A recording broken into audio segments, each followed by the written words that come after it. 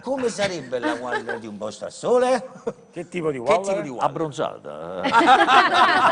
Esiste una Waller abbronzata, Ma tu professore? vuoi sapere? Beh, in realtà mi dispiace di lasciarmi andare al turpiloquio, ma stasera ho la necessità di fare un chiarimento perché in lingua napoletana la noia, insomma, o sfastidie, certo. è localizzata in un luogo preciso, insomma, nelle parti basse, nella Waller. Ma noi a Napoli facciamo cose veramente per bene. A Napoli non è che ci sta un tipo di Wallera, ecco la domanda era pertinente.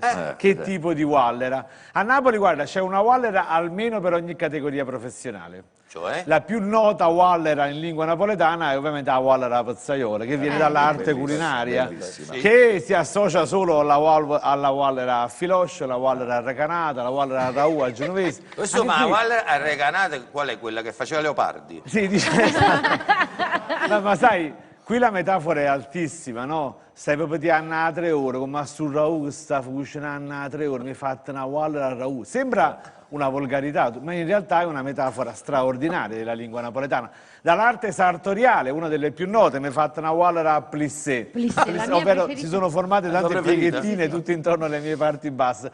Dall'arte della falegnameria mi scartava trata a Waller, cioè sento il tedio della carta abrasiva passare, cioè metafore straordinarie. Dall'arte della pasticceria, guarda, mi hai fatto una Waller a pettele pastiere, cioè sento un matterello che passa. Dall'arte dei commisti mi hai buffata a Waller, dall'arte edilizia mi hai sfrantumata a Waller. 3/4 Waller, che poi la rottura a volte è parziale, ma ce n'è negli studi condotti dalla nobile Università Gennarino II, insomma abbiamo fatto un progetto di ricerca che è durato anni. Abbiamo scoperto nello Stabbiese, non so se c'è qualcuno di Castellammare di Stabia, una Wallera del tutto particolare. Una volta una mia collega stabbiese mi saluta dicendo: colè, a me di volta, mi fate una Wallera a papiscio.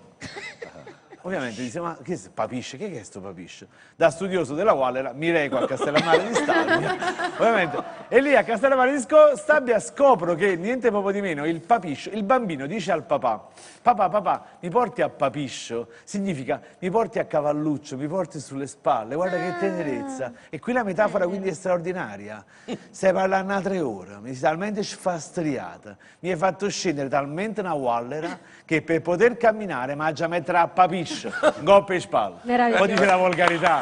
Ma Grande quale professore volgarità? Amedeo Colella! Quante ne sa? Quante ne sa? Però manca la mia preferita, è durata e fritta.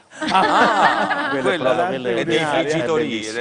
Ma voi sapete come nasce poi il termine Wallera, che si può dire? Adesso no. Allora, il pantalone dei turchi, lo sai come è fatto? Ah sì, come Quello si chiama Wallara. Ah, Wallara! Per cui dalla dominazione turca nasceva capito. è fatta una Wallara perché appunto Dava spazio ovviamente. Quindi i Facile turchi immaginare. facevano tante professore, cose, fumavano come i turchi, il gabinetto alla turca, e poi facevano anche la grossa Waller. eredità. Sì, tenevano questo cavallo di pantaloni bassissimo che era il Wallarà, esatto. Hai capito? Senti, Mamma Patrizio,